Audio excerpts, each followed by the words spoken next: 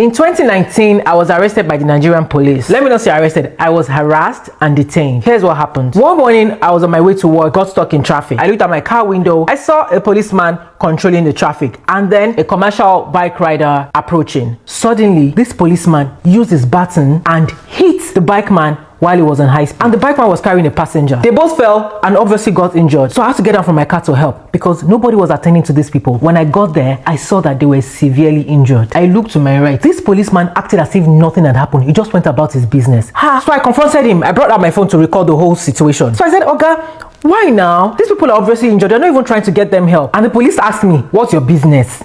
By this time I was already furious. Wait, are you telling me that the penalty for traffic offense is death?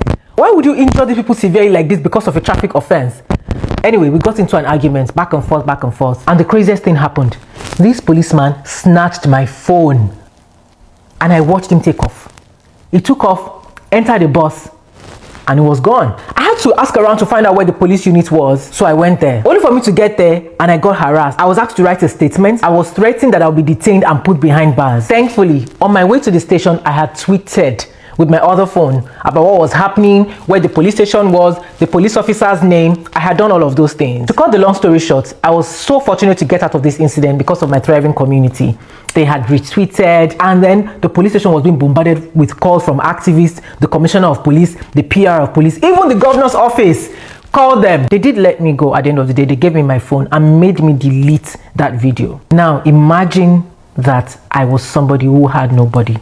Do you know what the police would have done to me? I'm telling this story because recently in an interview, Kemi Badenoch, the leader of the UK Conservative Party, recounted her incident where her brother was robbed and harassed by the Nigerian police. Many of us have been victims of this. Still, some Nigerians went off on her. Look at this tweet, for example. What kind of gaslighting is this? So you're telling me that your anger isn't against the system that is oppressing you, but at the person who is talking about it. What does that say about the mentality of Nigerians? Like, the mentality says a lot and a lot. Now, this is another video of a woman crying out that her only son was sentenced to death because he stole a chicken. Like a chicken, a fowl. Who does that? Who is that judge? Nigerians need to seek for justice for that guy. Like, who sentenced somebody to death because he stole a chicken? Just a chicken. About 10 years ago, a chicken would cost nothing less than 5,000, 6,000 naira. You wasted a 10 years. What happens to 1 month imprisonment with hard labor? What happens to 6 months? What happens to 3 months? Like, some judges need to run a psychiatric test before they are allowed to put on that uniform, because I don't know what happened. Like, it's so frustrating, it's so annoying. Now, Governor Ademola Adeleke has intervened on the matter. Sentenced to death by hanging in Osun State for stealing fowl. It's on Google. You can search for it. Ọmọ orílẹ̀-èdè Nàìjíríà mo rìnrìn àjò kan ní ọdún kan mi mọ̀ pé mo lè padà délé ni wọ́n gbé mi lọ nígbà tí mo débẹ̀ borí mi ṣe tó mo ní tó tí ní àjò ìbá ti ẹ̀pin síbi ṣùgbọ́n kọ́mọ mi ó sá jáde Peter àti rìndé lórí ọ̀rọ̀ yìí o ọmọ orílẹ̀-èdè Nàìjíríà. Àwọn ọmọ yẹn pé wọ́n ní àti adìẹ ẹ̀yìn kankan gbogbo àwọn tí wọ́n sá wà ládùúgbò náà sá ń bá wa bẹ̀ pé máa sá lọ gbà tó lọ́dọ̀ ó tiẹ̀ máa ń parẹ́ ò máa ń gbọ́ ó tiẹ̀ ọjẹ́ ò bàtí ọlọ́sà àti ṣe tí wọ́n ti rí ẹmú yẹn yẹra ó sá dì láì ní pé òní sá pé nǹkan tó mọ́wọ́ tẹ̀ mẹ́sẹ̀ kan wá mú o sá o tí àwọn ọlọ́pàá yẹn tí wọ́n fi mú àṣà wọ wàhálà ni.